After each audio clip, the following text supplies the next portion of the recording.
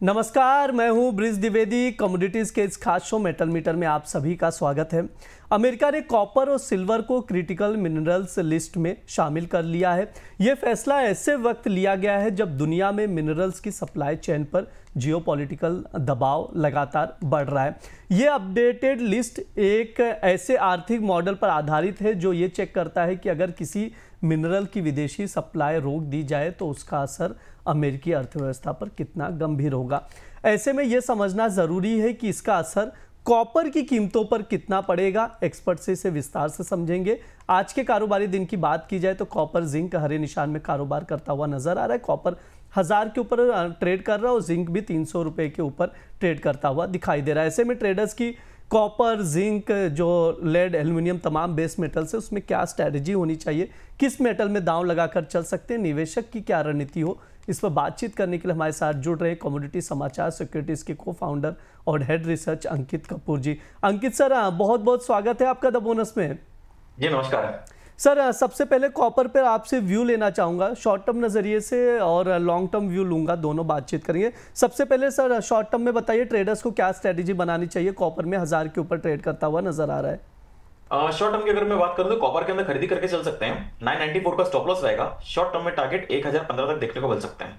और sir long term view क्या रहेंगे कॉपर को लेकर आपके? लॉन्ग टर्म में आपको हमेशा पता है कि मैं इसके अंदर काफी बुलिश हूं। 924 से लगातार इसके अंदर बाइंग कर रहा हूं। अभी भी मेरा ट्रेंड पॉजिटिव ही है। 1030 का इसका रेजिस्टेंस है और नीचे में सपोर्ट जो है 970 का बना हुआ है। इसी की रेंज में भी ट्रेड करता हुआ नजर आ रहा है। लेकिन जैसे 1030 का लेवल क्रॉस करेगा बहुत जल्दी 1118 तक के टारगेट्स भी देखने को मिलेंगे।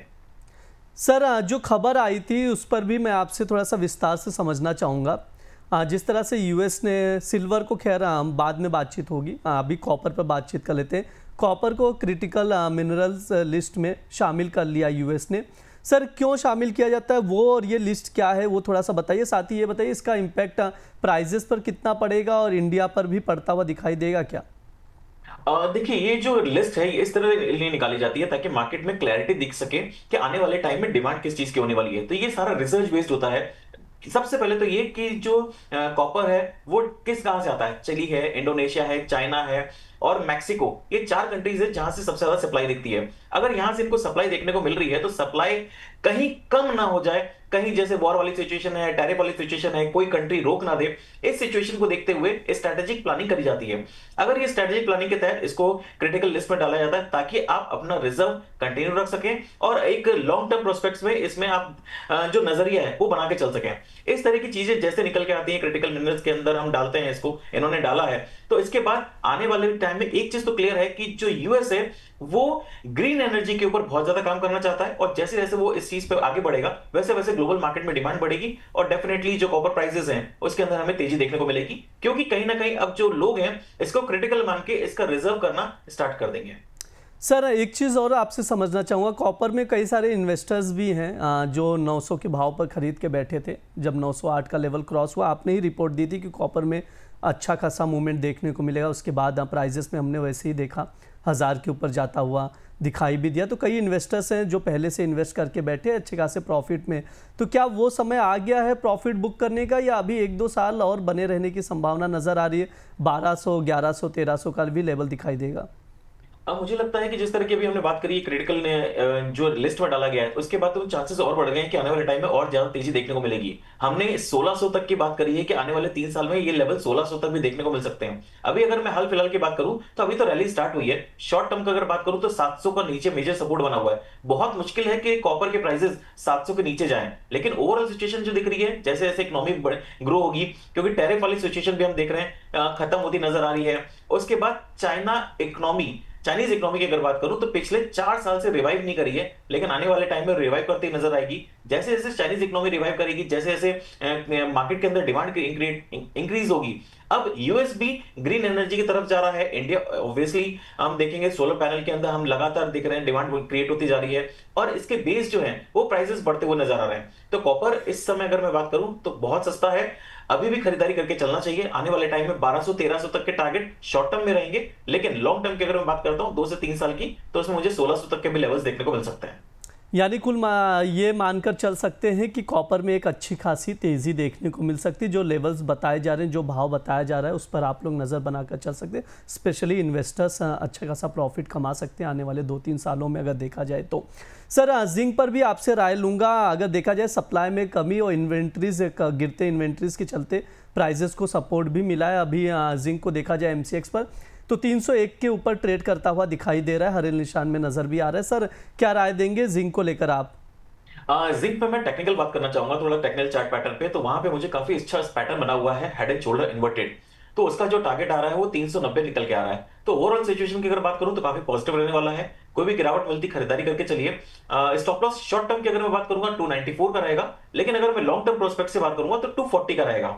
मैं फिर से बोल रहा हूं, 294 का स्टॉप लॉस इंटरडे या फिर अगले 7 दिनों 15 दिनों के लिए रहेगा। लेकिन अगर मैं पोजिशनल बात कर रहा हूं तो 240 का स्टॉप लॉस रहेगा। आने वाले पोजिशनल टाइम की बात करूं तो 390 और 450 तक के टारगेट देखने को मिल सकते हैं। इस समय बेस मेटल प्राइसेस के अंदर पूरा फोकस रहेगा, specially copper, zinc, lead, aluminium, ये सारी कमोडिटीज जितनी भी है काफी पॉजिटिव लग रही है। इस लिहाज से जिंक के अंदर मुझे लगता है कि खरीदारी करके चलना चाहिए। आने वाले टाइम में बेहतर रिटर्न देखने को मिल सकते हैं। जी बिल्कुल, जिंक में बाय ऑन डिप की स्ट्रैटेजी बनाकर चल सकते हैं, जैसा अंकित सर बता रहे हैं उसके अकॉर्डिंग आप देखकर चल सकते हैं। सर एल्यूमिनियम पर क्या व्यू रहेंगे? 271-72 के करीब ट्रेड कर रहा है। काफी सपोर्टिव लग रहा है। 268 का मेजर सपोर्ट बना हुआ है। जब तक 268 के ऊपर चल रहा है तब तक पॉजिटिव रहेगा। मुझे लगता है 271 के आसपास में खरीदारी करके चल सकते हैं। स्टॉप लॉस 268 का लगाएंगे, टारगेट इसके अंदर 276 तक देखने को मिल सकता है। एल्यूमिनियम पर भी आप खरीदारी करके चल सकते हैं। 271 पर खरीदना है, 276 का टारगेट रहेगा। स्टॉप लॉस 268 का लगाकर चल सकते हैं। सर लेड पर क्या व्यू रहेंगे? 183 के करीब ट्रेड कर रहा है। एक रेंज में ही हमने देखा 180 से 185 ₹5 के रेंज में ही नजर आया। हालांकि आज थोड़ी सी नरमी भी नजर आ रही है। सर क्या राय देंगे लेड को लेकर आप?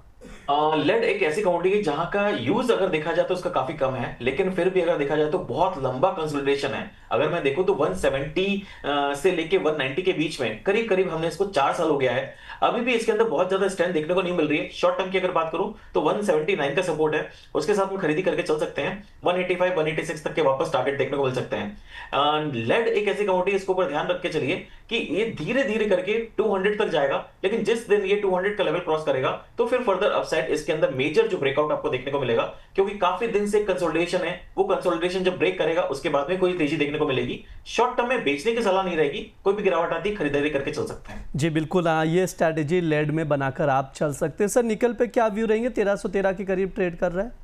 निकल के अंदर वॉल्यूम बाहर काफी कम है, और इसके अंदर बात करूं तो मुझे लगता है कि शॉर्ट टर्म की अगर बात करूं तो 1310 के आसपास खरीदारी करके चल सकते हैं, और 1303 का स्टॉप लॉस रहेगा।